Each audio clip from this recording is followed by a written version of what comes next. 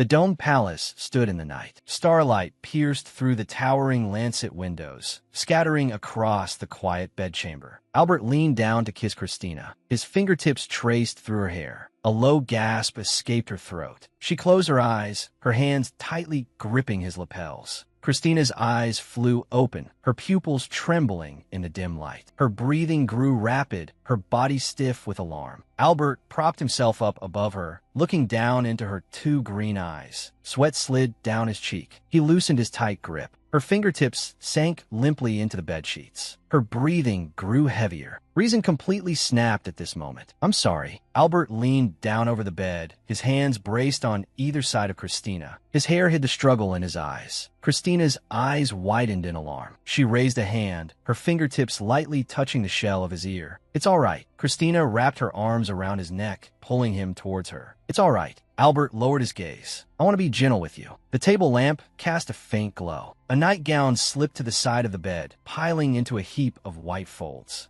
Albert cupped her face, his thumb caressing her cheek. "Hey, Christina." Albert lowered his eyes. "I want to ask you to love me right away. I just hope you'll allow me to love you." An ancient parchment scroll slowly unfurled, chronicling a distant story. Once upon a time, in a certain place, there ruled a cruel king, until one day, the king, deep in the forest, discovered a beautiful canary. He was completely captivated by it. A giant black hand seized the canary, fingertips sinking into its feathers. Rose petals scattered and fell. "Now, let me hear that beautiful voice." The red-haired king wore a golden crown, his face hidden in shadow, revealing only a twisted smile. He locked the canary in a golden cage. Sing for me." The canary, through the bars, cried out notes that danced among thorns. "More, louder, sing more." The imprisoned canary sang desperately, day after day, but its song grew weaker and hoarser. The king violently shook the cage, the clash of metal ear-piercing. "Sing. If you don't sing anymore, I'll kill you."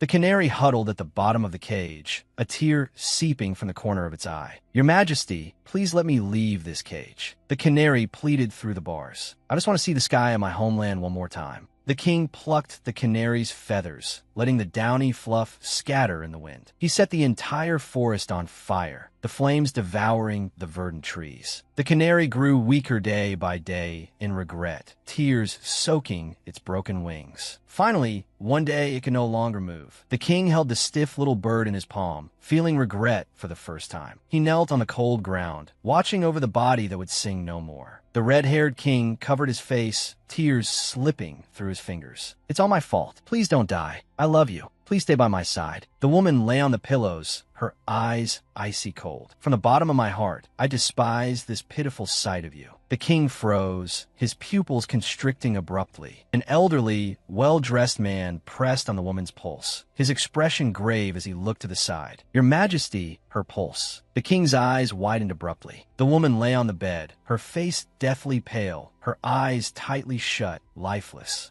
An infant's cry pierced the dead silence. A lady-in-waiting, holding the swaddled baby, bowed her head and sobbed. The king turned his head stiffly, his pupils trembling with extreme terror. No, he felt at his knees by the bed, tremblingly calling that name. "Princess Canary." The king, heartbroken by the loss of Princess Canary, finally realized his foolishness. He rediscovered his compassion, the emotion that had been lost in his cold heart. Christina closed the book in her hands. This is the fairy tale of the cruel king and the unfortunate canary. And the true story that inspired this tale is the deeds of King Aurelio and the Canary Queen. Sophia raised the back of her hand, wiping the corner of her eye. The fairy tale about the canary I heard as a child was actually based on the story of my ancestors, right? That's what the legends say. The founding father, King Aurelio, ruled very wisely after losing his queen. It is because he left behind the reputation of a wise ruler that this story has been passed down to this day. Sophia lowered her gaze. Both the Canary Queen and the king were so unfortunate. I hate stories without happy endings. Then, aren't there any happier stories than this? Christina. Unfortunately, there are almost no stories in history that end with happily ever after. Christina sat upright in her chair, a faint smile on her lips. Sophia lowered her gaze. I suppose so. Reality is what it is, after all. Christina turned her face, gazing at the passing clouds outside the window. I am Christina Wedden. I serve in this palace as a lady-in-waiting and a guard knight. The magnificent palace stood under the sun, its spires piercing the clouds. White doves swept past the intricate reliefs. Sophia let out a long sigh, leaning back slightly. Christina immediately straightened her back, her gaze locked on the other person. "This is the mistress I serve, Lady Sophia." She was humming a melody softly, her expression serene.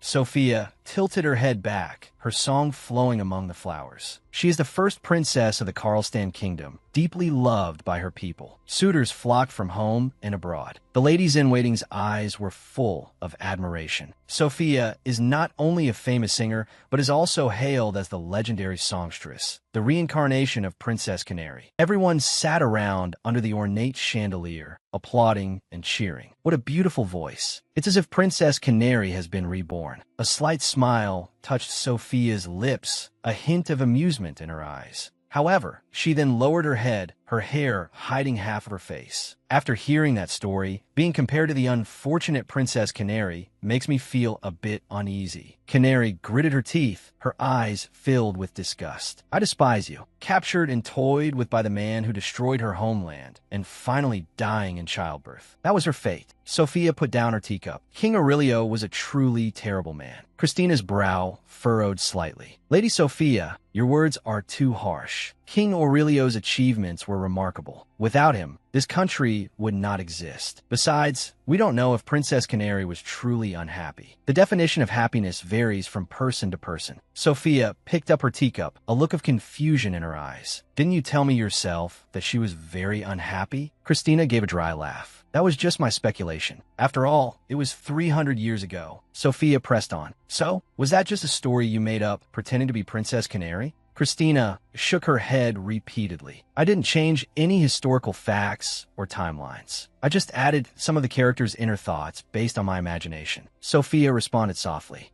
Since I enjoyed reading it, then it doesn't matter." Christina, dressed in a red uniform, wore a gentle smile. She looked down at the thick book in her hands. "If I told Lady Sophia that this wasn't my imagination, but a story that really happened, what would she say?" Christina's hands tightened on the book's cover, her fingers tracing the ancient patterns. "I, Christina Wedden, have memories of past life." She slowly closed her eyes, her pupils vanishing into darkness. Christina opened her eyes, her green pupils trembling. 300 years ago, Princess Canary was doted on by the founding king, Aurelio. He was obsessed with her beauty and her voice, imprisoning her in a birdcage. The memories of that tragic queen. Those memories. 10 years ago, when I was 9, on that day, I remembered my past life. The carriage I was in with my mother and sisters was attacked by bandits. The coachman was pushed from the driver's seat, falling heavily to the ground. The carriage door was violently yanked open. Several bandits surrounded the doorway, clutching bloody daggers in their hands, their faces twisted into smiles. Screams tore through the night. "Stay back." The wedding countess spread her arms, fiercely protecting the daughters behind her. "Don't you dare touch my daughters." The bandit tightened his grip on the dagger, its tip reflecting a chilling light, and lunged forward. Christina's eyes widened. The approaching blade reflected in her pupils. Tears welled in her eyes. The moment her life was threatened, the chains of memory suddenly shattered. Scenes from my past life flooded back like a tidal wave. Canary knelt in a pool of blood, her hands covering her ears, letting out a silent scream. Mutilated bodies lay at her feet. Christina pressed her forehead hard, gasping for air. These images again. Is it going to be taken from me so unfairly again?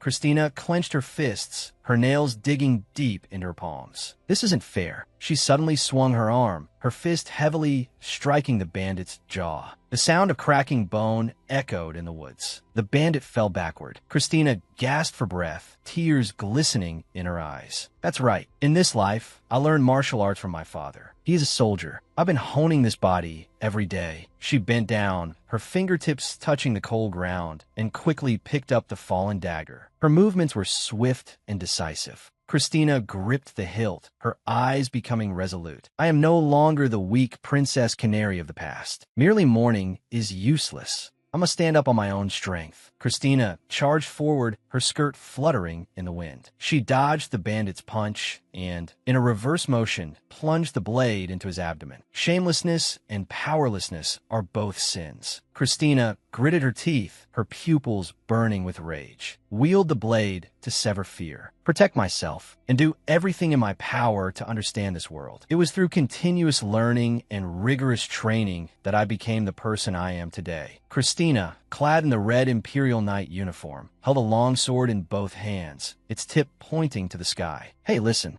Christina? Christina turned around, a hint of confusion in her eyes. Have you ever been in love? Sophia rested her chin in her hands, her eyes sparkling with curiosity. Oh, that. Unfortunately, I have no experience at all. Christina shook her head repeatedly, an awkward smile on her face. And I have no interest in it either. Sophia frowned. What about marriage? You're past that age. Lady Sophia. Christina lowered her gaze in resignation. There are some things in this world that shouldn't be said out loud, even if you're thinking them. It's not that I can't get married. Christina gently touched the uniform on her chest, her expression calm. I just don't feel the need to get married. Family, friends, hobbies, and work. I already have everything I need in life. Since my sisters are all married, even if I remain single for the rest of my life, it won't be a problem for anyone. Christina closed her eyes.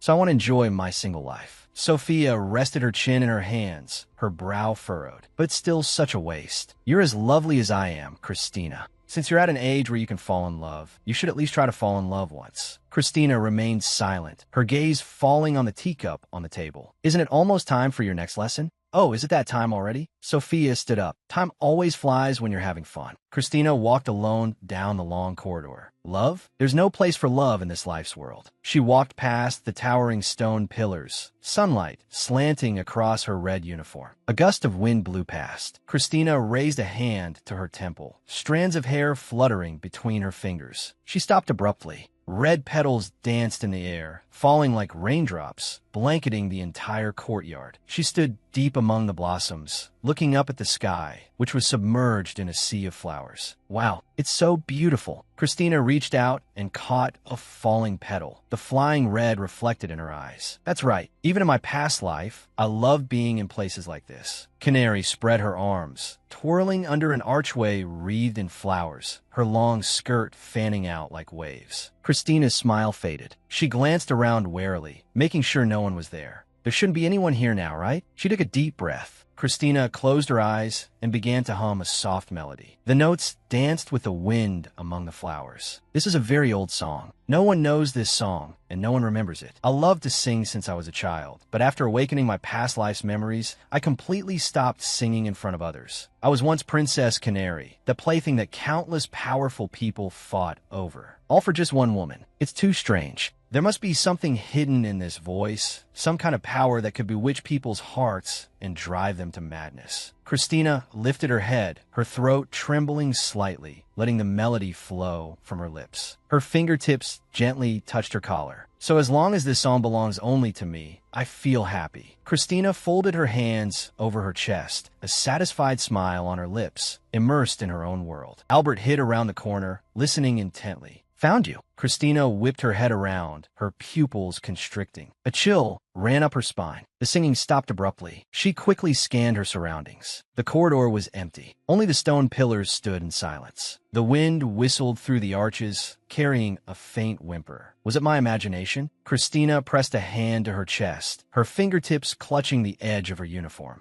Christina turned and started walking. The sound of her boots striking the ground echoed in the courtyard. She quickened her pace, passing through the flower-strewn path, and disappeared at the end of the corridor. I finally found you, my one and only. Albert leaned against a stone pillar, his fingertips pressing hard against the cold surface. I can't believe you've been here all this time. Although your appearance has changed quite a bit, there's no doubt that you are the one I once loved. Albert raised a hand to his chin, his eyes glinting with a fanatical light. My canary, King Aurelio, the founding father of the Karlstan kingdom, was known throughout the world for his cruelty. This nation, once a small border country, rose under his hand to become an enduring power. It was a great achievement. Countless nations were destroyed at his feet. Corpses piled into mountains and blood flowed into rivers. The slaughter was endless. My canary. He stretched out his right hand, his fingers spreading in the empty air, as if to seize the distant Christina into his palm. I should just snatch her away and lock her up now. Albert lowered his head, his bangs hiding his eyes. His fingers suddenly clenched into a fist. But that would only repeat the same mistake. I can't appear before her like this yet. So, how should I capture her next? Now that I've found her, I must have her no matter what. I will never let her escape. Christina sat at the round table, a book in her hands, her gaze on the young woman opposite her. Sophia was slumped over the table, her chin in her hands. Steam rose from her teacup. For the princess's happiness, the prince quietly gazed at the night sky. The story ends here. Sophia clapped her hands vigorously, her green eyes sparkling. Stories you've adapted are so much more interesting. They flow so much better. I wish history class was taught like this. Christina closed the heavy book in her hands, a humble look on her face. You flatter me. Sophia tilted her head, a hint of dissatisfaction in her expression. If you're going to adapt it anyway, you should have changed it to a happier ending. The current ending leaves a bad taste. Christina gave a helpless smile. That's the limitation. Historical facts cannot be changed. Princess Sophia is facing an arranged marriage. 2 different countries have sent marriage proposals. She is 4 years younger than me, 15 this year. Although there's still some time before the official wedding. Sophia pressed a fingertip to her chin, lost in thought. If she wants her husband to die early so she can enjoy his second life, then the 58-year-old king of North Endell thought though she'd eventually have to worry about young mistresses. But if she wants to live a long life as a couple, what about the 13-year-old crown prince of the de Landfield Empire? Christina lowered her gaze. Such thoughts are truly devoid of any joy, even tinged with despair. No, it's not because it's joyless. She understood that something like love was never allowed to befall her. So, at least in the world of fiction, she wanted to dream, preferring those happy love stories.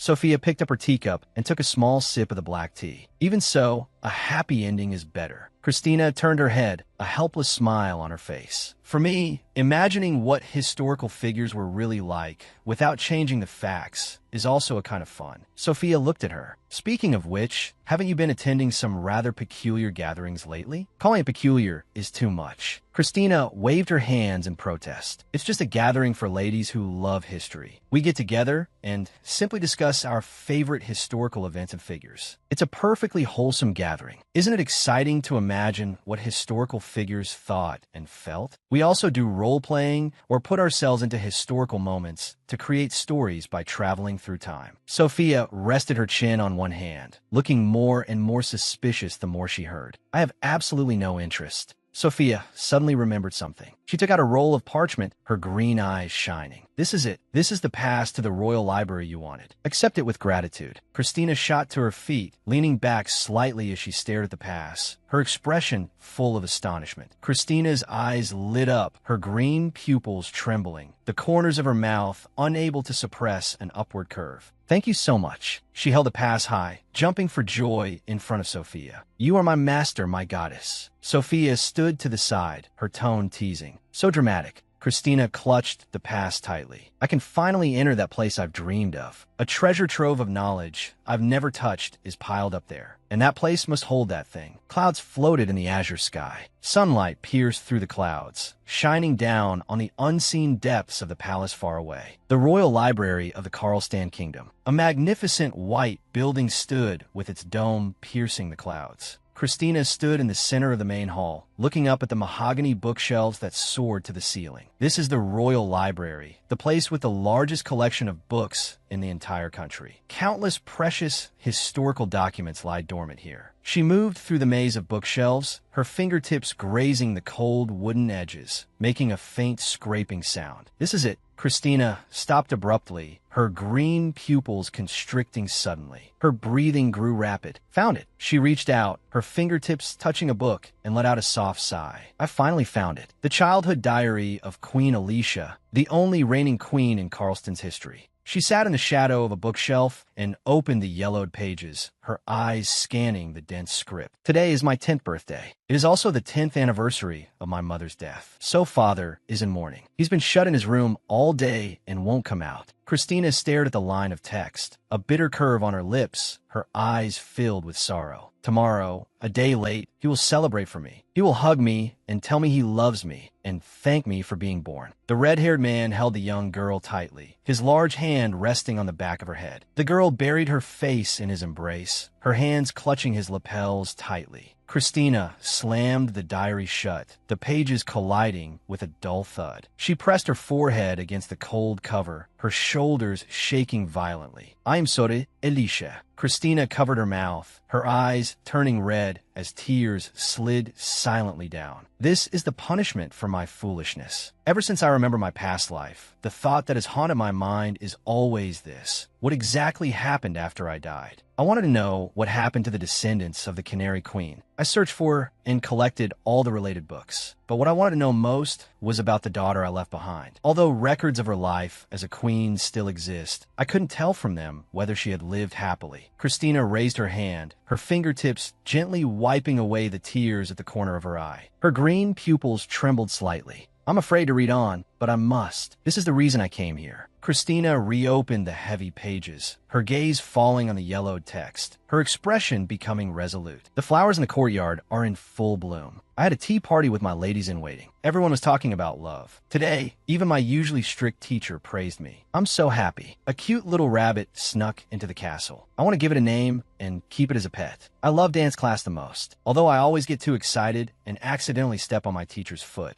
Secretly eating sweets under the covers late at night. It's a secret I can't tell, but I still want to write it here. Father took me writing. The feeling of galloping in the wind was amazing. Before I knew it, the sun had set." Christina let out a soft laugh. "Your childhood was truly a happy one, wasn't it, Alicia? That's wonderful." That was the one thing weighing on her heart. Even knowing it was all in the past, it was still her only worry. Christina lowered her gaze. The Wedding County residence was brightly lit. Clay bowed, his hands folded at his stomach. "Welcome back, Lady Christina. You've returned so late. I was worried." Christina strode into the hall, casually handing over her sword. "I'm back, Clay. Sorry to make you worry." Clay took the sword, his gaze falling on the sharp blade. "Even if you occasionally resort to force, please never forget that you are a lady." He straightened up, his expression becoming serious. "Also, my lady, the master is asking for you. I wonder what it's about. Is it another lecture?" Clay followed closely behind, his tone probing. "Do you really have no idea what you've done?" Christina pressed her forehead and quickened her pace. "I can't remember it all. I'm already exhausted today and just want to sleep." The Wedden family, a military family deeply trusted by the royal court. The heads of the family have held important positions in the National Defense Army for generations.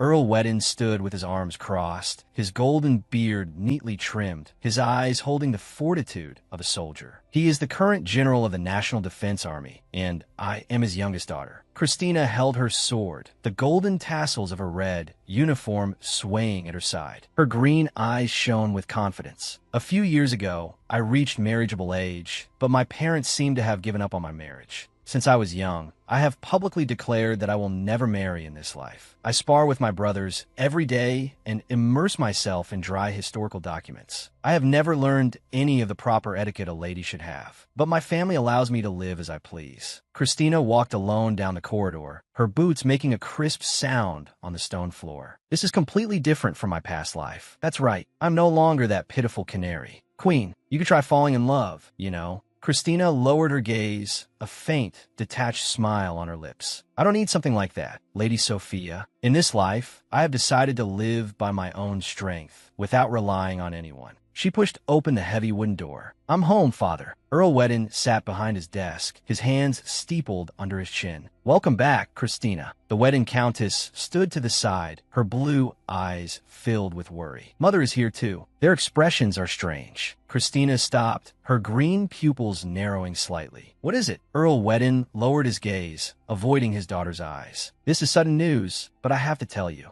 He took a deep breath, his voice echoing in the quiet room. "Your marriage has been decided." Christina froze on the spot, her mind going blank. Christina stood in the middle of the study, her pupils constricting abruptly. "Marriage? Why me?" She took a sharp step forward, her voice trembling with urgency. What are you talking about? I've always said I don't want to get married. Father, you agreed, didn't you? Earl Wedden avoided his daughter's gaze, a fine sweat beading on his temple. I'm very sorry, but the situation has changed. This is a marriage proposal we cannot refuse. He took a deep breath. The other party is the Lord of Fesson, Duke Albert. Christina froze. A duke? That's an extremely high-ranking noble. Refusing such a marriage would put the family in a difficult position. She lowered her head, her hair hiding the irritation in her eyes. This is such a pain. Earl Wedden's brow was furrowed. Duke Albert is 28 this year. He is rumored to be an extremely talented and excellent man. Regarding this proposal, but it seems he fell in love with you at first sight. Love at first sight? I've never even met him. I don't even know what he looks like. Besides, to marry into such a prestigious family, our family can't possibly prepare a decent dowry. Can't we find a reason to refuse? Earl Wedden looked troubled. Regarding that, Duke Albert has stated that no dowry is required. The ducal house will provide all necessities. Christina stood stunned, her pupils trembling. Wait a minute, this is way too convenient. There's definitely something fishy. Don't tell me he's had 3 previous wives, and they all died mysteriously? Earl Wedden shook his head repeatedly. I've never heard such strange rumors. However, he is indeed a childhood friend of the Crown Prince, and also the Crown Prince's right-hand man. Christina's brow furrowed, sweat beading on her temple. Why would a man with such a promising future choose me? The terms are frighteningly good. Besides, I have no intention of getting married at all. Earl Wedden took his wife's hand, and they exchanged a smile. A woman's happiness lies in marriage and starting a family. That's what we've always believed. Christina slammed her right hand on the desk, making a dull thud. I don't need that kind of forced happiness.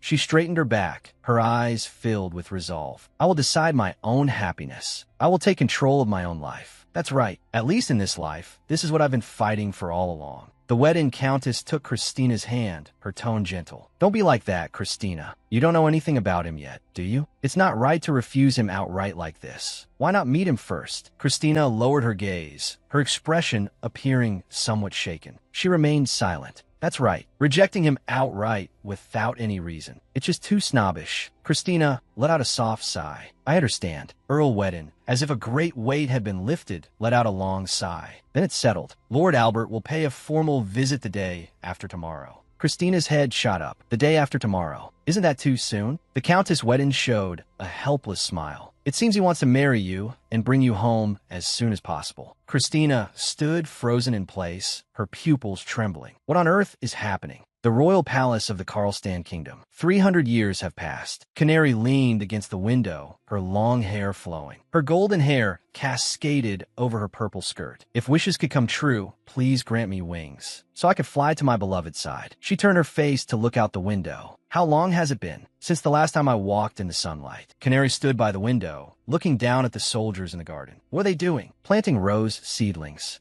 Her hands gripped the window frame tightly, teaching these barbarians. What's the point of appreciating the beauty of flowers? Black leather boots patted on the floor, making a dull scuffing sound. Aurelio approached from behind, wrapping his arms around Canary. He pressed his cheek against her hair. How are you feeling, my Canary? Canary's body stiffened, her pupils trembling with revulsion. This king of barbarians murdered my family. He ravaged my homeland. Aurelio tilted his head slightly, a smile on his lips, his light blue eyes got filled with ice. Canary turned her head away, avoiding his breath from behind. Before you appeared, things weren't so bad. Aurelio made a disdainful clicking sound with his tongue. Such hurtful words, my Canary. He suddenly reached out, swept Canary into his arms, and strode towards the bed. Don't! Let me go! Canary was thrown heavily onto the bed, letting out a cry of alarm. Her hands pressed firmly against his chest, her pupils constricting violently in fear.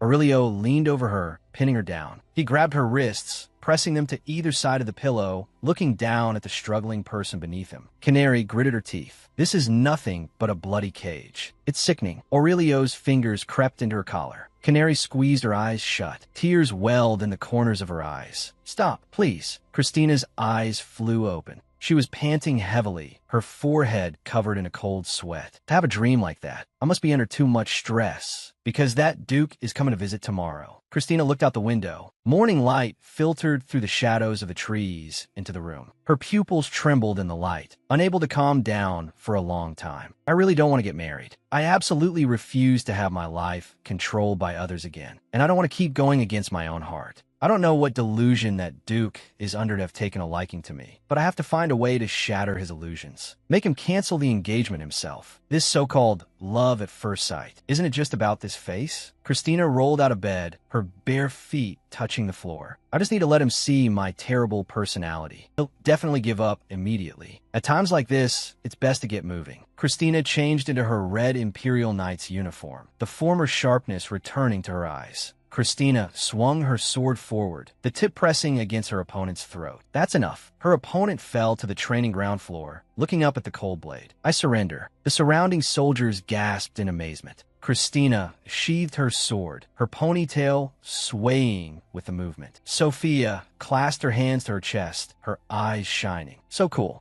As expected of my knight, Christina bowed slightly. It is my honor, my lady. Sophia circled around her, examining the red uniform. This custom-made knight's uniform really suits you. My taste is impeccable as always. Christina looked down at her uniform. I'm also very fond of this attire. It's proof that I am Lady Sophia's exclusive knight. Her thoughts drifted back to 2 years ago. Back then, my second brother took me to the training grounds. The intention was to observe the royal guard, but it ended up turning into a huge brawl. I single-handedly took down an entire squad. Those knights, their pride wounded, spread rumors everywhere, calling me a violent woman or a tomboy. My reputation as a socialite was completely ruined, but Sophia appeared at that moment. She witnessed the chaos and acknowledged the sword in my hand. She stood in the sunlight, extending her hand to me. Wedden, will you be my knight? The first time I saw Lady Sophia, I was truly startled. Her features, everything about her, was so much like my past self. Although she is a descendant, it's not strange that we look similar, but it felt like seeing the version of myself that had not yet experienced despair. Christina couldn't look away. She couldn't ignore her. The real Sophia is far more mature than my past self was. She propped her chin on her hand, thinking, a political marriage, huh? I wonder which country would be better. Christina stood to the side, a helpless smile on her face. You don't need to think that far ahead. Although, as a woman, I can't be officially knighted and serve as a lady-in-waiting, Lady Sophia has always treated me as a true knight. This straightforward and lovely girl is like the little sister I cherish most. A handmaiden approached Sophia and reminded her softly, Your Highness, it's about time. We must return to your room, or your tutor will scold you. Christina stared ahead, a hint of loneliness in her eyes. She is destined to become the queen of another country. I know the pain of marrying far away from home better than anyone.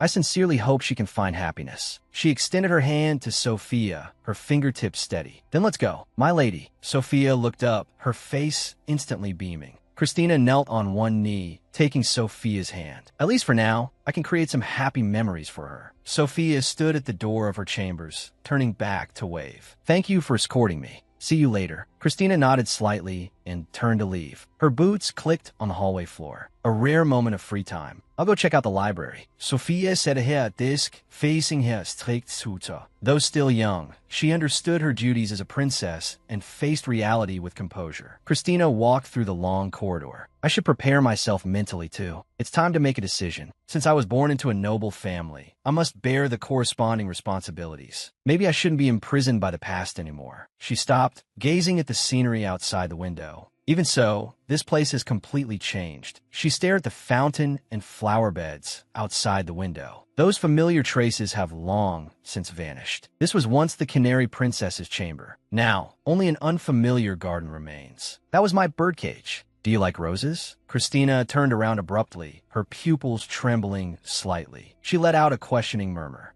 HM? Albert placed a hand on his chest and bowed, a gentle smile on his lips. Hello, it's a pleasure to meet you. He gazed at Christina, a certain depth in his eyes. To be able to meet you here is truly my honor. Christina stopped, staring at the man before her. He's a very handsome man. Who is he? Christina snapped back to her senses, her hands hastily clutching the hem of her red uniform. It's a pleasure to meet you. I'm not wearing a dress right now. Christina lowered her head, avoiding his intense gaze, her voice as soft as a mosquito's buzz. May I ask if you need something from me? Albert raised his white-gloved hand, lightly touching his chin, a playful look in his eyes. No, I just saw you staring at the garden with such a serious expression. I couldn't help but call out to you. I was just wondering how much you must like roses to have such an expression. Christina turned her face, gazing at the flower beds outside. Yes, I do like roses very much. It's just that wearing this unladylike uniform, saying something like that isn't very convincing. Albert moved closer to her side, his deep blue eyes reflecting her silhouette. Why do you think that? I think roses suit you very well. Christina froze, letting out a short gasp. The white roses are blooming brilliantly, pure and flawless, just like you. Christina lowered her head to avoid his gaze, her hands clasped tightly in front of her. You flatter me. I am overwhelmed. I thought he would mock me like the others, saying things like, a boorish woman having such a cute hobby. This sudden praise feels almost like a joke. Being treated like a real lady has left me at a loss.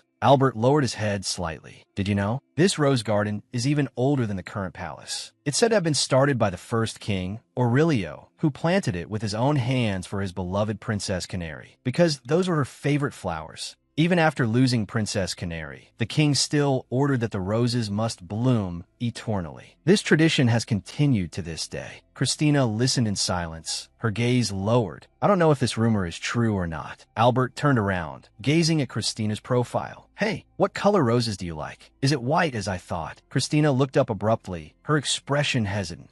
That is. Albert lowered his head slightly, a gentle smile on his lips. Ripples appeared in his deep blue eyes as he quietly waited for her answer. I like red roses, Christina said softly, because my favorite color is red. So, Albert froze on the spot, his deep blue pupils contracting slightly.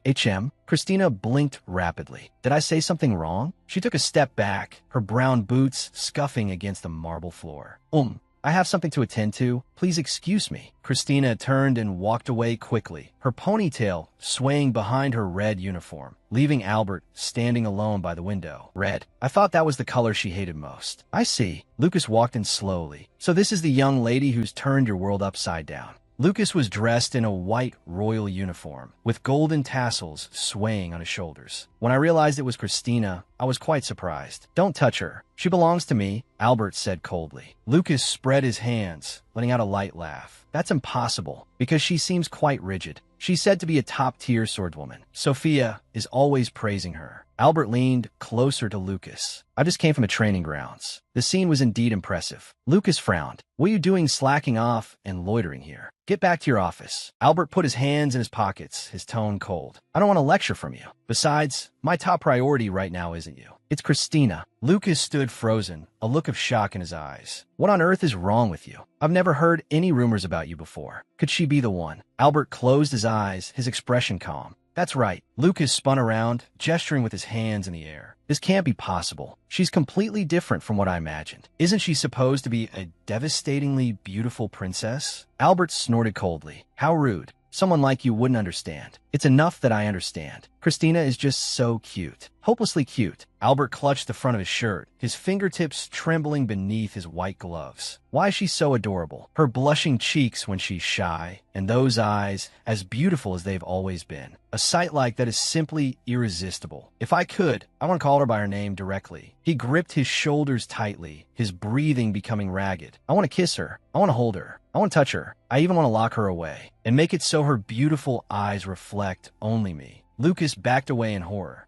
She would never allow you to do that. That's practically a crime. So disillusioning. I know. Albert straightened up, his eyes turning cold again. In reality, I can't act on it. I absolutely cannot do anything that would make her hate me. What I want is Christina's heart. I absolutely cannot fail this time. That's why I'm desperately restraining myself right now. Lucas put his hands on his hips and sighed helplessly. I sincerely hope you can maintain this self-control for the rest of your life. But a mischievous smile played on Lucas's lips. The way you were just now was genuinely creepy. I've known you for so long, and I've almost never seen you so cheerful. Only in front of Christina do you act so generous and open. Albert turned to face Lucas. You call my heartfelt efforts creepy? What's that supposed to mean? Huh. Lucas let out a dry laugh. Thank goodness. You're finally back to the Albert, the first no. He walked over and patted Albert's shoulder. If everyone saw how much you've changed, they would be shocked. You even changed your hair color. The power of love is truly great. Do your best, my friend. All the preparations are complete, right? All that's left is to back her into a corner. Albert looked up, a faint curve on his lips. That's right. This time, I will have her. Inside the residence of the Earl Weddin's domain, a fountain gushed in the sunlight. Flower beds clustered around the stone walls. Ugh, the corset won't fasten, Christina. Have you put on too much muscle? Don't you think this hair ornament is more suitable? Don't be silly, that's too flashy. Not elegant at all. Turn your face. Your lipstick is about to get smudged. Men ultimately prefer women who look pure, so this is better. Don't just change things on your own. It doesn't match the other accessories at all. How about these shoes? Hurry up and try them on. Christina lowered her eyelids, a weariness in her expression, letting them bustle around her.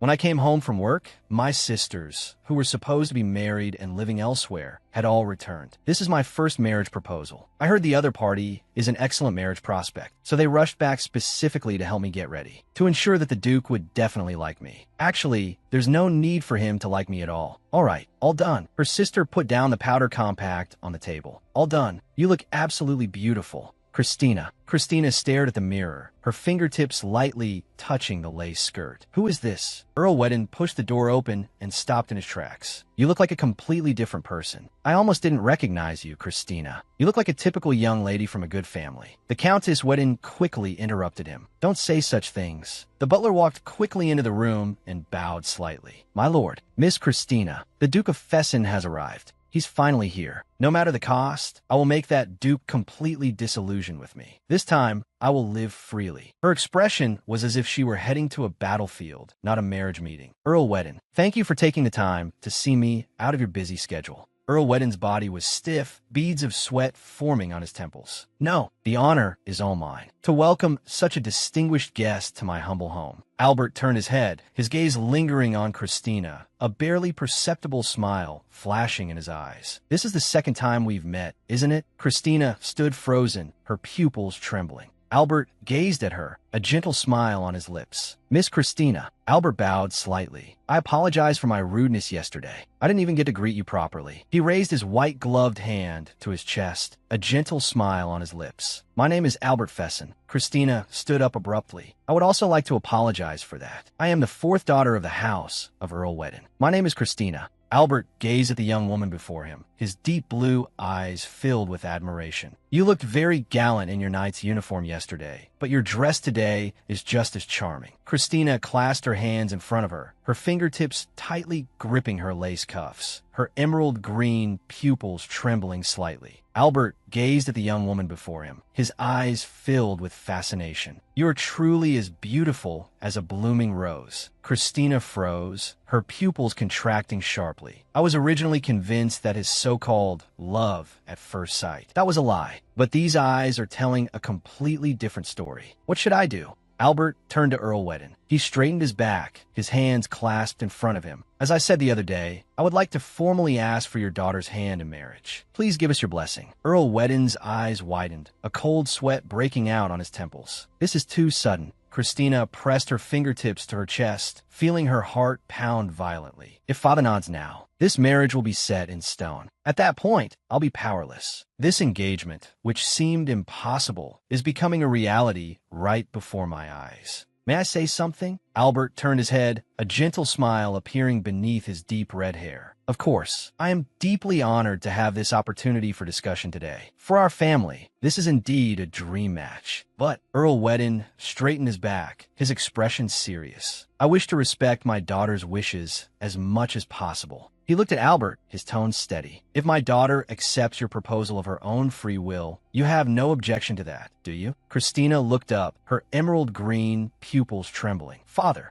in my precious past life, my father only treated me as a political tool. His only demand was for me to dress beautifully. He made me sing like a canary to please men who were beneficial to the country. I was just a carefully packaged plaything. Even now, my marriage is still decided by my father. If I refuse, my situation might become even worse. What a beloved daughter I am. Albert's fingertips twitched, his white glove brushing against the edge of his uniform, making a faint rustling sound. He walked slowly to Christina and knelt on one knee. Miss Christina. Albert looked up, his deep blue eyes full of sincerity. I love you. Please be my wife. Christina froze, her emerald green pupils widening abruptly. Christina lowered her eyelids, avoiding his ardent gaze. This is indeed a great honor, but I currently have no intention of getting married. Albert froze, his light blue pupils constricting sharply. Why? Christina turned her face away. As you know, I am currently in service to Her Highness, Princess Sophia. I wish to remain by Her Highness's side forever.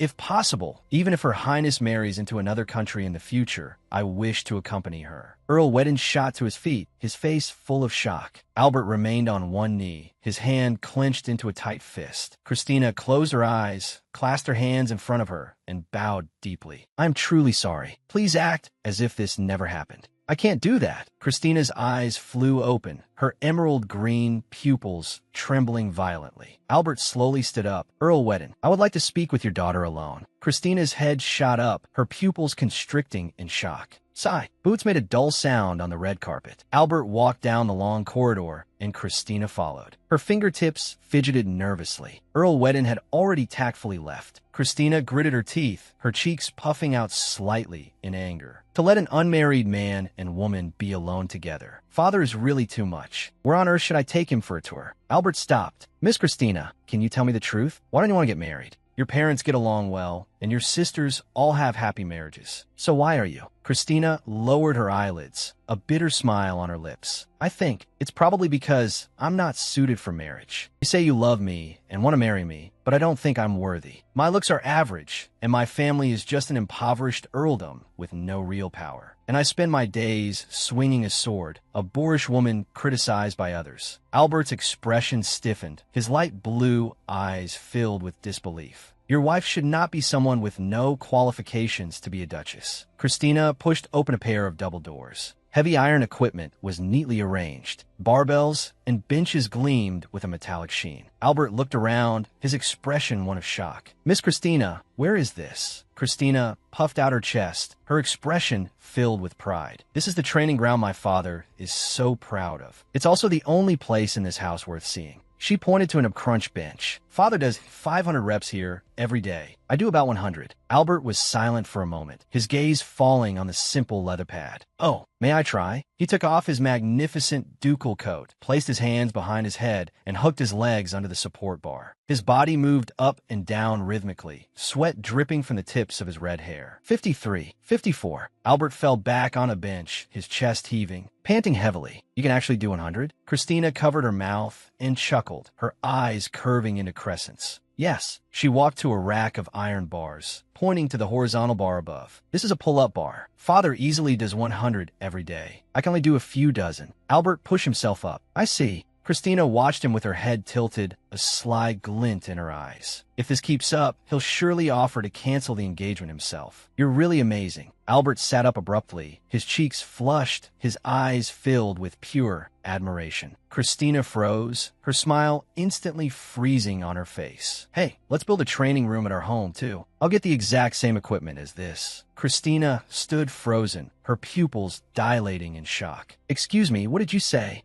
Aren't you disillusioned with me? Albert tilted his head, his expression full of confusion. Disillusioned? Why? Christina avoided his gaze. Even if we marry, I won't change. I can't do the things a lady is supposed to do, and I have no intention of putting down my sword. A small smile played on Albert's lips, his eyes full of tenderness. I saw you wielding your sword at the training grounds yesterday. The sight was so beautiful, I couldn't look away. I can tell you really love your sword, so I won't ever take it away from you. If you want to continue serving Princess Sophia after we're married, I fully support that as well. Christina was completely stunned, her hands pressed to her chest, unable to say a word. His leather boots made a crisp sound on the floor. Albert walked closer slowly. I only ask that you don't reject our new home out of hand. He stopped in front of Christina, his expression gentle. Whether it's swordsmanship or any other hobby, you can do as you please. I won't take anything away from you. Christina looked up, her emerald green pupils trembling slightly. I thought that once we were married, he would interfere with everything, demanding I give up my work and my sword. But if that's the case, there's no benefit for you in this marriage. Albert looked at her, a faint smile on his lips. No, there is a benefit for me. His deep voice echoed in her ear. I will have you as my wife. Albert placed his palm on his chest, a gentle smile on his lips. I just want to call you my wife. Christina stopped and turned to look at him. Is that all? Albert lowered his eyelids slightly, his expression turning serious. That is all I need. I ask for nothing more. Christina stood frozen, her pupils trembling slightly. What kind of obsession does this man have with me? She avoided his gaze, her cheeks flushing red. Now, let me show you the garden. Christina walked beside him, her hands clasped in front of her skirt. My father and I run around the estate every morning. Albert turned his head. Is that so? If you come to live at my house, I'll run with you every morning. Father usually runs 20 laps. I run about 10. Albert raised his white-gloved hand, his fingertips touching his lower lip. Of course, I'll keep up with you.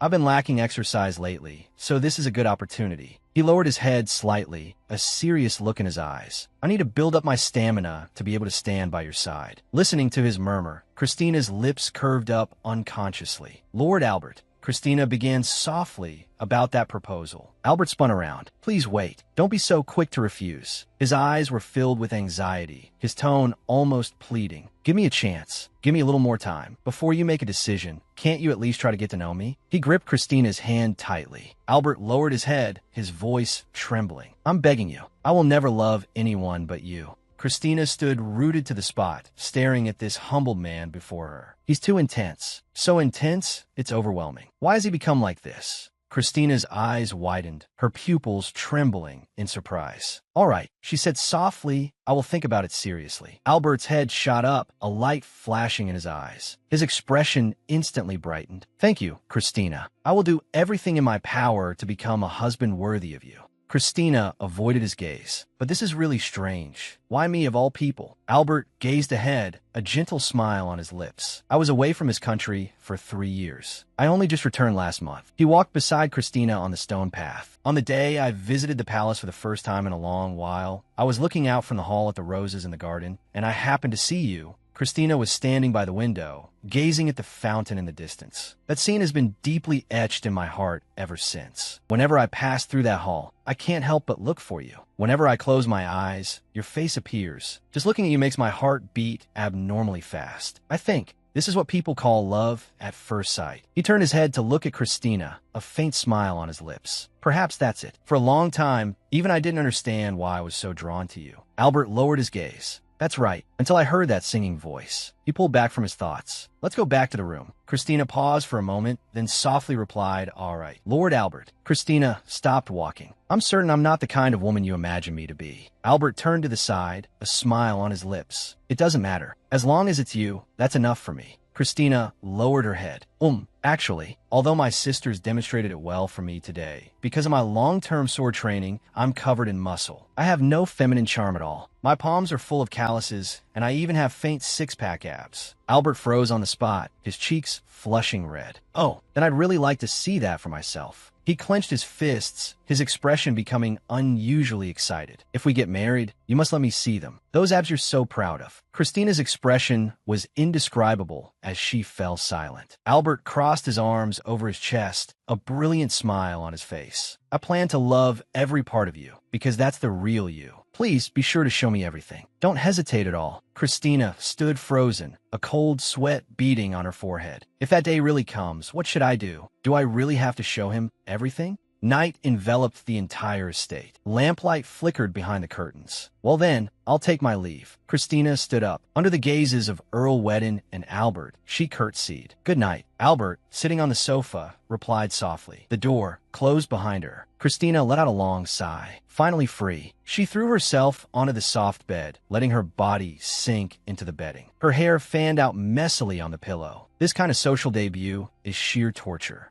This is still a problem. Christina lay on her side on the bed, staring blankly at the ceiling. Lord Albert must have a mountain of marriage proposals. I really wish he wouldn't be so persistent with someone like me. She slowly closed her eyes, the man's face appearing in her mind. He's certainly forceful, I'll admit that. But strangely, I don't find it unpleasant. Morning light filtered through the lush green leaves, spilling onto the terrace of the Wedden estate. The birdsong awakened the entire residence. Good morning. Christina entered the dining room and bowed to her elders at the table. Father, mother, good morning. Christina, I heard you and Lord Albert talked late into the night. Earl Wedden sat on the sofa. We had a very engaging conversation. In fact, we drank together until dawn. He recalled the scene from last night. Albert was animatedly discussing war horses and swordsmanship. That was the first time I had a proper conversation with him. He's truly an excellent young man. Isn't he? Earl Wedden looked at his daughter. Does Lord Albert have any flaws? His family background is impeccable, and his character is steady. I can't find any problems. Christina hung her head, her shoulders slumping helplessly. That's precisely why I can't find a reason to refuse him either. She suddenly looked up, her brow furrowed. But more importantly, Father, please don't leave your daughter alone with a man she's just met. Earl Wedden silently stared at the newspaper in his hands. A moment later, he closed the newspaper, his expression turning serious. I'll tell you right now, I am completely on Albert's side. I had never heard that you planned to leave the country with the princess. Earl Wedden's brow was tightly furrowed, his gaze sharp. If you really intend to do that, even if I have to use force, I will make you marry Lord Albert. Christina sat frozen on the sofa, her pupils trembling slightly. Rather than letting you wander in a strange land, it's better to entrust you to a man who truly desires you. Father, she murmured softly. Countess Wedden put down her teacup. Listen, Christina, I'm afraid I share your father's opinion. She raised a hand to her chest, her expression grave. So what do you think? Even if you feel we're being overprotective, we absolutely cannot let you go to a place like that. To a place where we can't know how you'll be treated. To a place where, no matter what happens, we can't reach out to help. We will never send our precious daughter into such a situation. But a hand gently caressed her cheek. The Countess cupped Christina's face, her eyes filled with worry. That kind of anxiety would be unbearable. Christina remained silent, letting her mother's warm palm rest on her cheek. Her lowered eyelids hid her emerald green eyes. I'm sorry. Please give me some more time to think. Christina walked alone down the empty corridor, her skirt brushing against the cold marble floor with a faint rustle. Until now, they have always respected my decisions. Seeing them act this way, I know it all stems from their love for me. But I thought they would praise me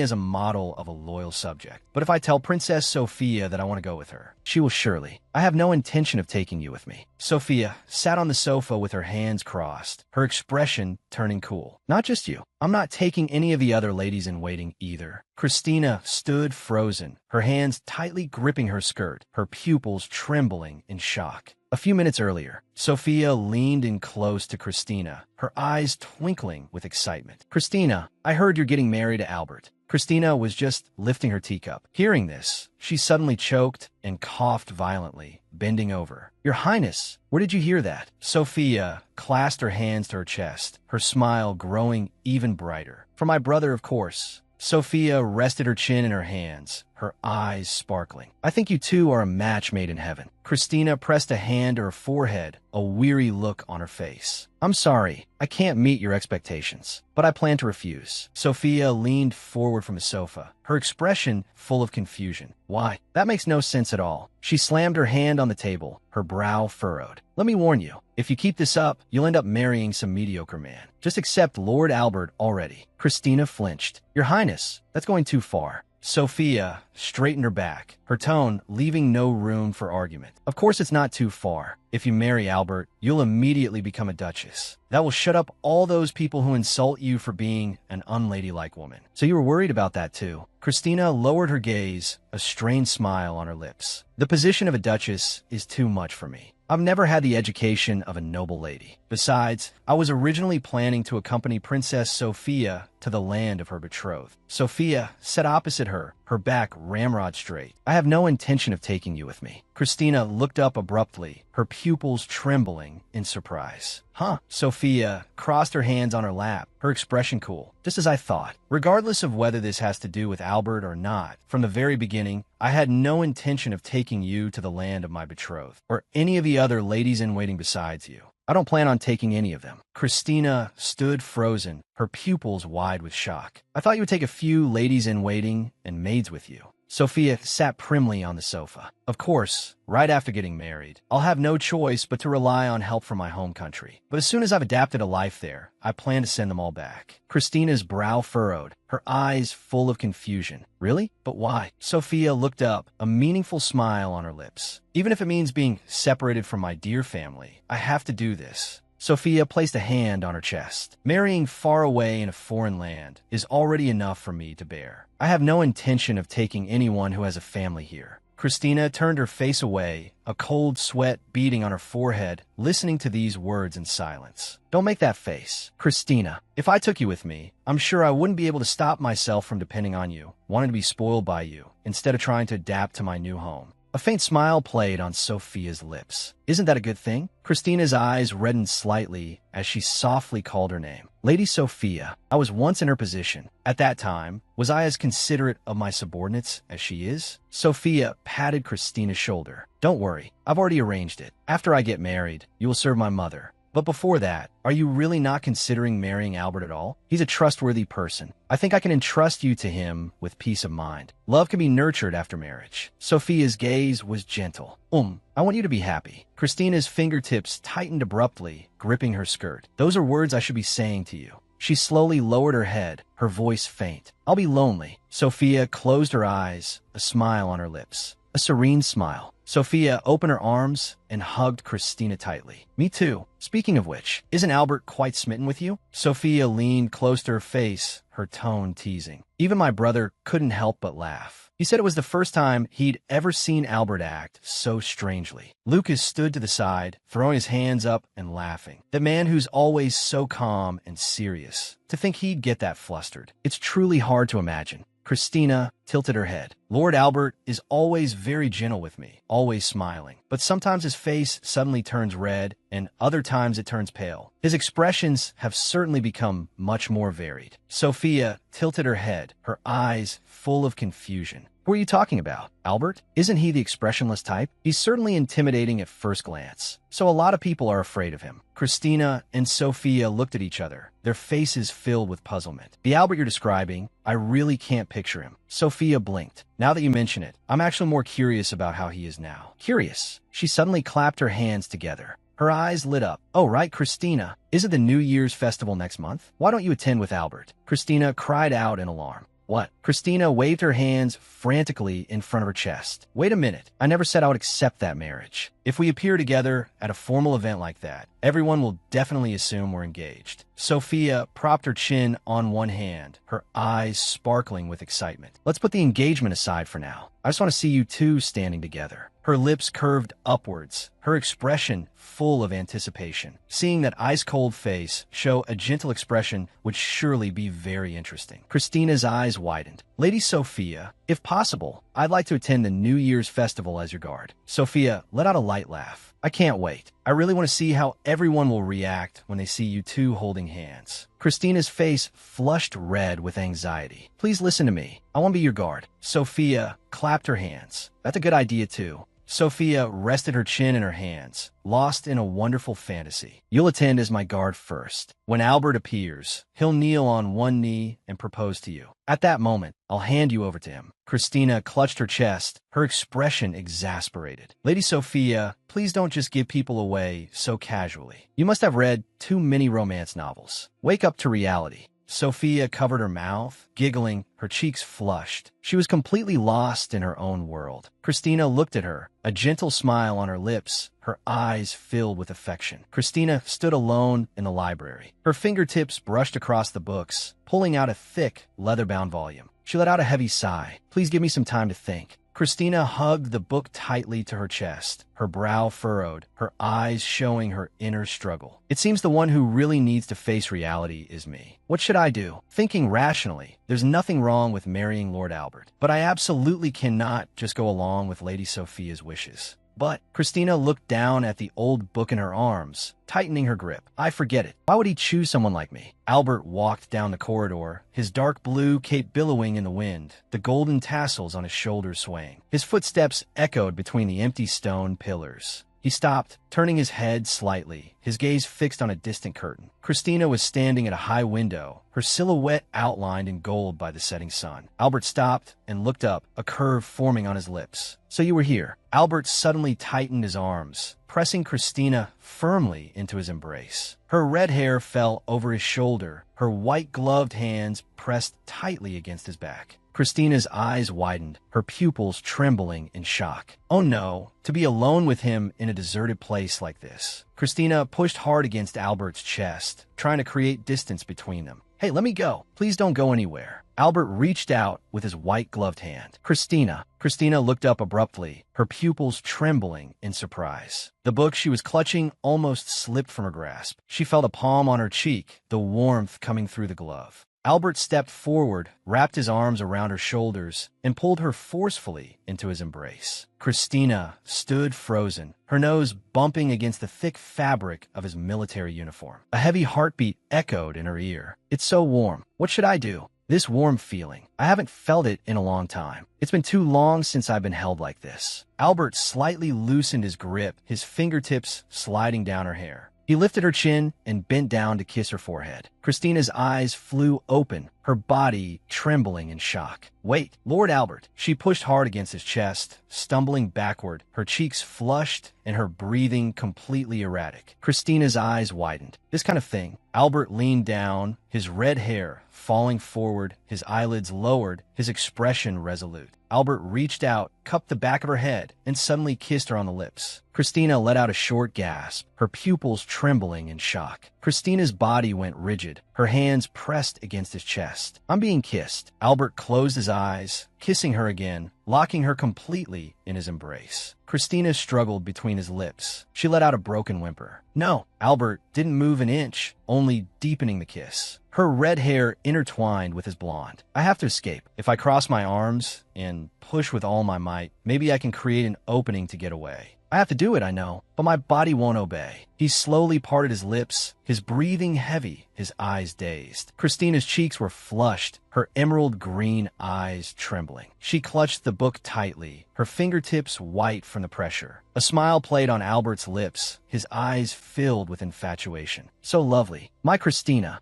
He leaned in closer, his white-gloved hands gripping Christina's shoulders, trapping her in his arms. Christina cried out, "I don't remember when I became yours." She tried to retort, but her voice became fragmented as he drew near. Albert bent his head and kissed her lips, silencing all her unfinished words. Christina let out a muffled whimper, her hands resting weakly between them, her fingertips trembling in the air. "This is wrong. All of this is wrong. But why can't I push him away?" Albert lowered his eyelids. His light blue eyes were icy, yet they churned with a kind of fanaticism. He gazed at the person in his arms. Christina tilted her head up to meet his gaze, her body unable to muster any strength to resist. Her mind went blank, her legs grew weak, and she could barely stand. The book in Christina's hand slipped, hitting the ground with a heavy thud. His well-defined hand suddenly tightened its grip. He let out a soft laugh, his expression filled with satisfaction. Christina stared blankly at the face, so close to hers, letting out a short gasp. Her breathing was completely erratic, her cheeks burning hot. "What on earth am I doing?" His fingertips hooked the ribbon at her collar and gave it a sharp tug. The bow instantly came undone. Christina's body shuddered, her pupils constricting in shock. She let out a short cry. Albert buried his face in the side of her neck, kissing it. Christina tilted her head back, tears welling in the corners of her eyes, her emerald pupils trembling with shame. "Lord Albert, you can't. You can't continue. Lord Albert, please stop. Stop it." He had no intention of stopping, just as I expected. "You won't listen to me at all, will you?"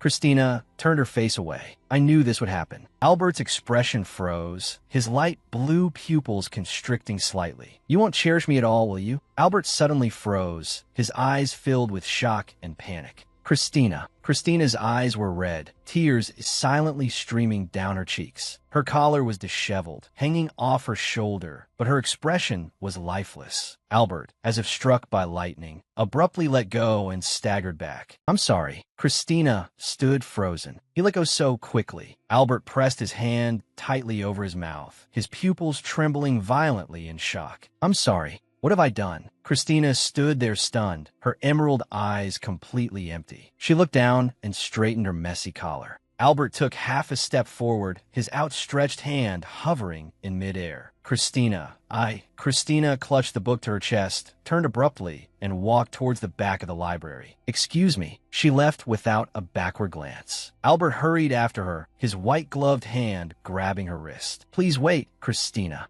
Albert fell to one knee, gripping Christina's wrist tightly. I beg you. I love you. It's because this love is too heavy that I can't control myself. Christina whipped her head around, her emerald eyes wide with shock. I truly love you so much. Albert looked up, his eyes filled with struggle and pleading. This love is about to drive me mad. Christina shuddered, hugging the book tightly, a cold sweat trickling down her cheek. This is it. If I don't handle this carefully, it could escalate to kidnapping and confinement. That would be an extremely serious problem. A very serious problem. He has the power and wealth to make it all happen. That makes him extremely dangerous. Lord Albert, please let go of my hand. Christina's voice trembled as she tried to pull her wrist free. Albert's eyes showed his anxiety. No, if I let go now, you'll never listen to me again, will you? I said let me go. Please let go. Christina let out a scream, struggling desperately to get away. Me too. I have to admit that felt good. It made me get a little carried away. Christina lowered her eyelids, her emerald eyes wavering. And you weren't listening to me just now, either, right? That made me sad. Albert held his breath, his dark blue pupils trembling. He let go of Christina's hand. I'm sorry. I'll be more careful. From now on, I will listen to what you have to say, Christina. If there's anything you want to tell me, please don't hide it. Albert remained on one knee. His expression was pleading. Before you push me away completely, please wait a little longer. Albert pressed a hand to his chest, his dark blue eyes trembling. Christina clutched the red-covered book in her arms, her emerald eyes wide with surprise, just watching him in silence. Albert lowered his head, awaiting judgment. Christina pressed a fingertip to her lower lip, the corners of her mouth turning up slightly. She let out a soft laugh. How strange. This man is a duke, his status so noble, while mine is far beneath his. She hugged the book, her eyes showing a hint of a smile. I might be the only person in this world who can shake him like this.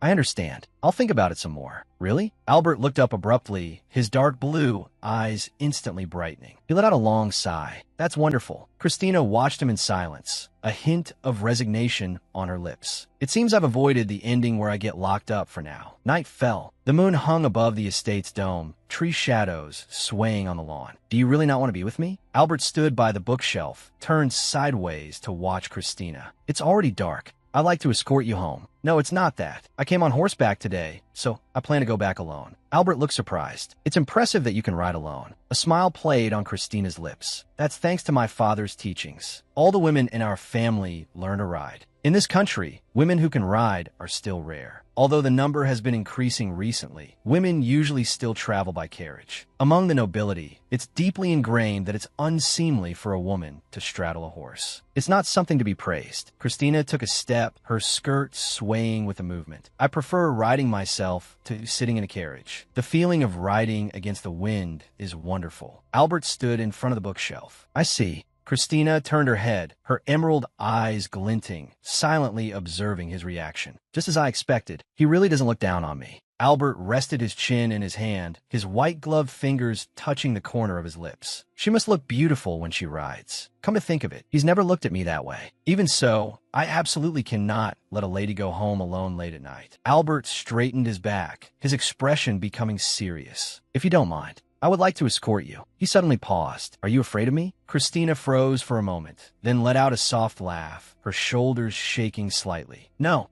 I'm not afraid of you at all. She smiled until her eyes crinkled, her posture completely relaxed, her gaze candid. Unconsciously, the anger and fear I felt towards him had already dissipated. Having an open and honest talk was indeed the right decision. A faint smile played on Christina's lips, her emerald eyes shining with a soft light. Whether it's now or in that distant past, Albert turned his head to look at the young woman beside him, a hint of relief in his expression. Two fine horses galloped side by side, their hooves clattering on the stone-paved road. The shadows of the trees flew backward in the night. Christina had changed into a red Imperial Knight's uniform, her expression focused as she stared ahead. Albert followed close behind, his gaze fixed on her. That was close. I almost scared her again. Albert lowered his eyelids, his expression showing his fear. If she had resisted more fiercely just now, I might have forcibly grabbed her again. and locked her up. But if I had really done that, I would never be able to win her heart again. I remember how she used to long for freedom, always hiding behind the curtains to gaze at the sky. She must have wanted to escape from my side, to fly far away. That image used to make me so angry. I thought countless times about breaking her wings. I couldn't control myself. I used to grab her roughly, but even so, I couldn't take away that little piece of sky in her eyes. In this life, she hasn't completely rejected me yet. This is my salvation. Albert turned his head, watching Christina riding beside him, a gentle smile on his lips. I will shorten the distance between us, little by little. I will win back her heart, piece by piece. Albert looked away. Even so, her riding posture was still majestic and beautiful. Even for a man, it's difficult to control a horse so freely. It's a remarkable skill. You can see how much effort she put into it. Christina plans to live alone. It seems she doesn't want to marry or even fall in love. In order to live independently, she must have mastered all sorts of skills. The reason she thinks this way is undoubtedly because of me. Albert lowered his eyelids, his expression desolate. I'm the one who made her so distrustful of others that she chose solitude. No matter what happens, I must never let her know my true self. I absolutely cannot let her see that monster again. I will never allow that to happen. Two horses slowly came to a stop in front of the residence gate. Christina dismounted with a swift, clean movement. Holding the reins, she turned around. "Thank you for seeing me home in this cold weather." Albert, standing by his horse, bowed slightly. "You don't have to say that. It was my honor to escort you. In fact, I'm grateful you gave me this opportunity. You must be freezing. Would you like to come in for a cup of tea if you don't mind?" Albert's eyes lit up in an instant. "I'd be delighted." He then composed himself, his tone hesitant. "But are you sure? At this late hour?" Christina pushed open the main gate of the residence and glanced back at him. "Yes. In fact, my parents would be overjoyed. They seem quite eager for me to marry you." A hint of pleasant surprise flashed in Albert's eyes. "Is that so?" Christina's expression was placid. "Of course. I, myself, have no such intention." Albert looked as if he'd been struck by lightning, his expression instantly falling. An elderly butler stood before the steps, bowing slightly. "Welcome home, milady." He looked up, his expression surprised. "Oh my." Christina strode into the hall. "I'm back." Albert followed close behind, a polite smile on his lips. "Lord Albert escorted me back, because the roads are dangerous at night, though I told him it was fine. But he was still worried." The butler, Clay, frowned, his expression serious. "Lady Christina, you are far too unguarded. While you can certainly handle ruffians, please remember that you are of marriageable age." Christina hunched her shoulders. "Ugh, even Clay is lecturing me. How pitiful I am." Albert stood to the side, a gentle smile on his lips, watching her flustered state. "Then I shall go prepare the tea. Please wait a moment." "All right." Albert stood alone in the living room. He took off his dark blue overcoat, draping it over his arm as he looked around. Albert sat alone on the sofa.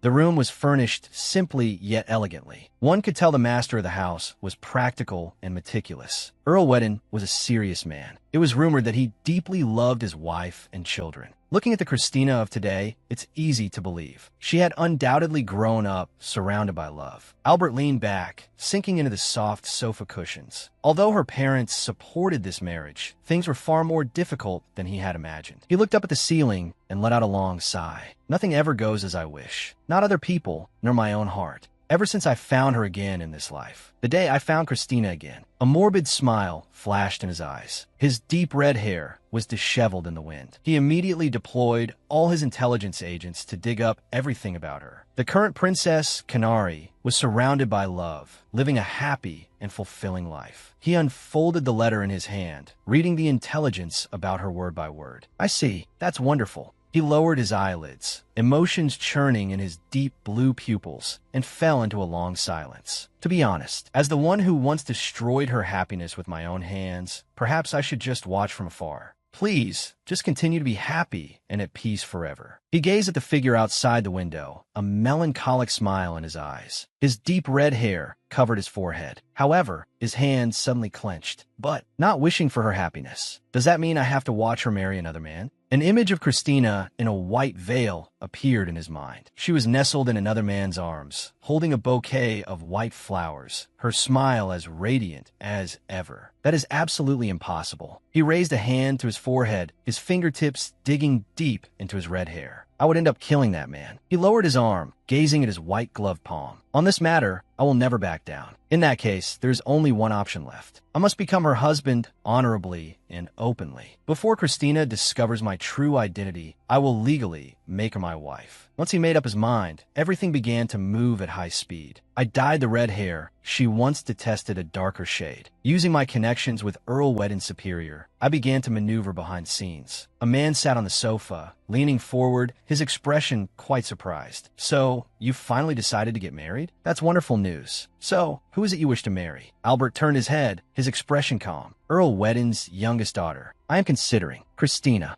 "Miss Weddon." The man burst into hearty laughter. "Christina is a remarkable choice." Albert was slightly taken aback. "That child is exceptionally talented. In terms of skill, an ordinary man is no match for her." "Lord Albert, your taste is truly excellent." Albert stood there somewhat dazed. It was then that I discovered a side of her that was different from her past life. At the age of 17, Christina left her family's territory to attend her social debut at the Royal Palace. So this is the Royal Palace. She shielded her eyes with her hand and gazed out. An incident occurred when she went to visit the guard unit her brother belonged to. Christina walked around the training grounds, hearing the noisy whispers. A few guards were gathered, pointing and gesturing. Oomph. A woman showing up in a place like this is an eyesore. A guard rested his hand on his sword hilt, his face full of disdain. Women should stay quietly at home. Christina stopped, her brow furrowed slightly as she stared at their arrogant faces. She let out a soft sigh, her eyes filled with disappointment. I never would have thought that the standards of the Royal Guard were this low. Making a special trip to the palace was a complete waste of time. I am truly disappointed. Christina rested her chin on one hand. A mocking smile played on her lips. What? The guards looked shocked, all of them reaching for the weapons at their waists. Anger spread through the group. Immediately after, Christina challenged the furious guards. She utterly defeated every single one of them. Kind of think of it. She has always been a stubborn and competitive person. Because of that, once she makes up her mind, she becomes incredibly straightforward. To protect herself, to avoid repeating the tragedy of her past life, she must have been desperately trying to become stronger. Albert lowered his eyelids, the afterimages of the past reflected in his deep blue pupils. Recently, I saw her wielding a sword. Christina was dressed in a red military uniform, her high ponytail swinging in the air as the rapier in her hand drew an elegant arc facing an opponent far larger than herself. Her movements were so light they seemed like a dance. Albert watched this scene, a look of awe in his eyes. She probably didn't realize it, but in that moment, everyone present was captivated by her. Several guards stood by, their gazes fixed on that red figure, their expressions filled with shock. Christina is destined to be my wife. Albert crossed his arms, a confident smirk on his lips. What a pity for all of you. Once I've made a decision, the matter is settled. After all, with my status, even marrying a princess wouldn't be difficult. Earl Weddon will readily agree to this marriage. He would never refuse a proposal from a ducal family, especially when it's arranged by his own superior. Earl Weddon's expression was serious. If the condition is that my daughter must accept Lord Albert's proposal of her own free will, is that acceptable? It seemed simple, but in reality, it was extremely difficult. I have to convince her, even though she has no intention of marrying at all. Christina touched her chest. I don't think I'm suited for this. I can't. Albert sat alone on the sofa. There are only two options left. Can I win her heart? If that doesn't work, then I'll just have to kidnap her and imprison her. Albert steepled his hands against his chin, but I still don't want to do anything that would restrain her. If I could never see that smile again for the rest of my life, it would be unbearable. That's why I'm more anxious now than ever before. Two soft knocks came from the door. Knock, knock. Christina pushed open the heavy wooden door and entered the room with a silver tea card. Sorry to keep you waiting. Christina stopped the tea card by the table. My family has already retired for the night. May I prepare the tea for you myself? She nervously wrung her hands, her gaze shifting. I've never made tea for anyone before, so I'm not very confident. Albert's previously brooding gaze instantly brightened. Of course, you may. This is the greatest reward. Christina is making tea for me herself. The taste doesn't matter at all. To think that I'm the first person to drink tea made by her own hands. Christina lifted the teapot, and the red tea poured into the cup. Albert sat on the sofa, watching her busy figure. The way she prepared the tea was a bit clumsy, but it was exceptionally cute. Christina put down the teapot and pushed the cup towards Albert. Please have some. Albert picked up the cup and took a sip. The red tea tasted wonderful. Thank you. Christina sat opposite him, holding her own cup in both hands, watching him in silence. Albert closed his eyes, savoring the aroma in the cup. This is sweeter than any tea I've ever had. He put down the cup, a smile on his lips, his eyes full of tenderness. It's truly delicious. How happy I would be if she could make tea for me every day. This is the future I long for. Christina picked up her cup. As she gently put it down, her brow furrowed slightly. Speaking of which, even Princess Sophia is advising me to marry you. It's left me quite confused. Albert's hand, holding the teacup, froze. Oh, that wasn't my intention at all. Telling the princess about Lucas really worked, he calculated inwardly. Christina sighed, lowering her gaze. To be honest, I'm conflicted. What should I do? Albert watched her intently. She didn't seem to hate the idea, just hesitant. Christina is not one to hate others by nature. She holds no resentment, even for those who spread malicious rumors. In other words, she's simply indifferent. This indifference is more painful than being hated. I want to be special to her, just like before. Christina sat by the window and suddenly let out a soft sigh.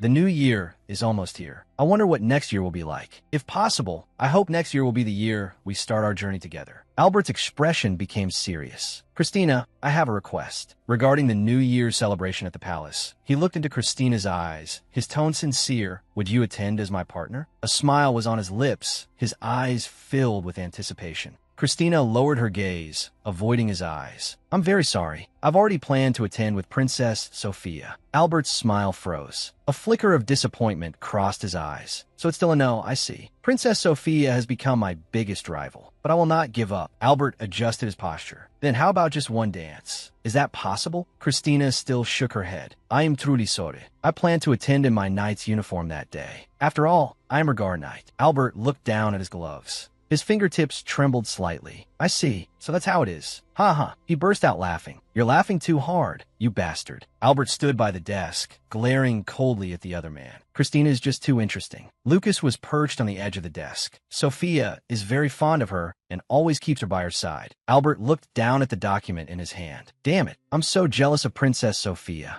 Why don't you just dress up as a woman and go to the celebration? Lucas pointed forward teasingly. That way, Christina, in her knight's uniform, might be able to dance with you. Albert fell silent, a fingertip pressed to his lower lip. It was just a joke. Lucas sat behind his desk, a smile dancing in his eyes. But she really is impregnable. You're usually so composed. Seeing you struggle like this really makes me happy. You've got some nerve. I'd love to drag you down from that position. Lucas's smile faded, his gaze softening as he looked at his dear friend. If he really wanted to do it, it wouldn't be difficult. But I know he never would. In any case, this guy is crucial to me. This country has always been protected by my descendants from my past life. And my beloved Canary is here too. The magnificent palace stood at the edge of the city, its spires piercing the clouds, a witness to the long passage of time. Albert may seem cold, but he's actually a gentle person at heart. 10 years ago, the former king was fatuous and incompetent, and the country fell into decline. Albert is my childhood friend and also my cousin. He found me, the son of the former king's younger brother, and staged a coup. He deposed the former king, threw my uncle in the dungeon, and purged all his cronies, including his own parents and all the corrupt officials. It was then that Albert told me about his memories of a past life. Lucas turned his head, looking at the red-haired young man beside him. At the time, I found it hard to believe. Even now, I can't confirm whether he is truly the reincarnation of King Aurelius. But he did indeed purge the corruption within a year and completely reformed this country. Without a doubt, this childhood friend of mine is an astonishing monster. No, Lucas averted his gaze. I'm just happy to see a more human side of you. He rested his chin in his hand. Perhaps it's because of your past life's memories, but you never used to have the will to live, not even the strength to go on. Seeing you so troubled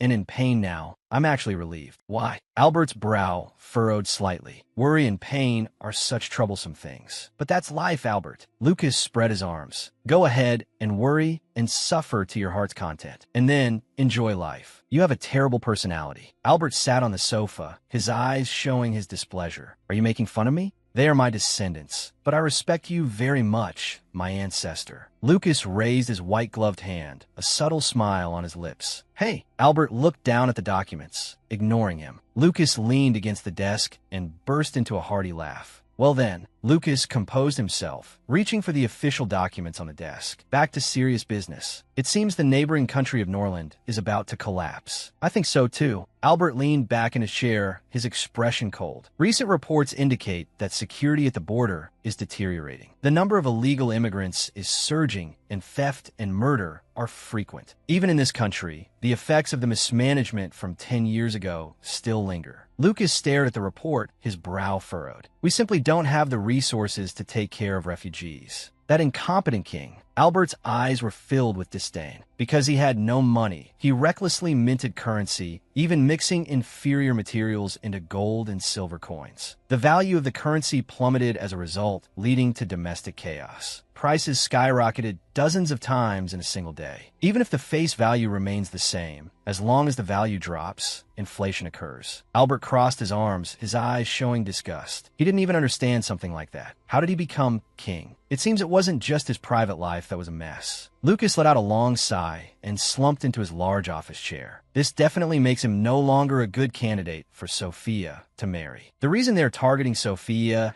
is nothing more than wanting a dowry and financial aid from our country. Albert sat opposite him, his tone flat. I'll bet on it. In that case, is it almost certain that the princess will marry into Granfell? Although that prince is a bit younger than the princess, he is much more decent than those fools in Norland. Granfell. Lucas lowered his eyes, his expression lonely. That place is even further than Norland. The Granfell Empire is a distant and unfamiliar land. Decades ago, this land was filled with various tribes, each governing itself. The current king unified them and established a rising nation. Although their cultural level is still low, they produce fine horses and possess countless brave warriors. Their military strength should not be underestimated. Lucas, that country is not as barbaric as you imagine. Albert sat on the sofa, arms crossed. They have great potential for the future and will become even stronger. I suggest establishing close trade relations now. Since you say so, it must be right. Lucas lowered his eyes, his expression lonely. I just don't want my sister to marry far away. A hint of bitterness appeared at the corner of his mouth. I originally wanted her to marry within the territory, but reality is always unsatisfying. Albert lowered his eyes, his expression dark. I know Lucas wanted to marry his sister to me, but Sophia is like a little sister to me. I have no other thoughts besides that. She does indeed look a lot like my beloved Canary, but that is all. She's the only princess of this country. We have no choice but to use her for political purposes. I know, but Lucas suddenly leaned in, his eyes becoming sharp. This is just my intuition. You intend to marry Sophia off to a distant land, just so you can get Christina more easily, right? Albert turned his head, avoiding the other's gaze. I never thought that. I'm also considering Princess Sophia's happiness. I suppose. You're lying. Lucas pointed at him and accused him loudly, his voice echoing in the room. Albert remained expressionless, staring forward with cold eyes. Christina is prepared to follow the princess on her wedding day. Her friends and family all oppose this marriage, but I will first do everything in my power to sabotage it. She is always very opinionated and stubborn. If I don't handle this well, this world could very likely turn into a disaster. Albert looked down in thought. I must block all escape routes one by one. This feeling, it's almost as if it's a choice I made myself. The corners of his mouth turned up slightly. A morbid smile flashed in his eyes. In that case, we should at least send an envoy to Granfell first to express our agreement. Lucas sat beside Albert, his expression anxious. Sophia is only 15, you know? The other prince is even younger, only 13. There's no need to be in such a hurry.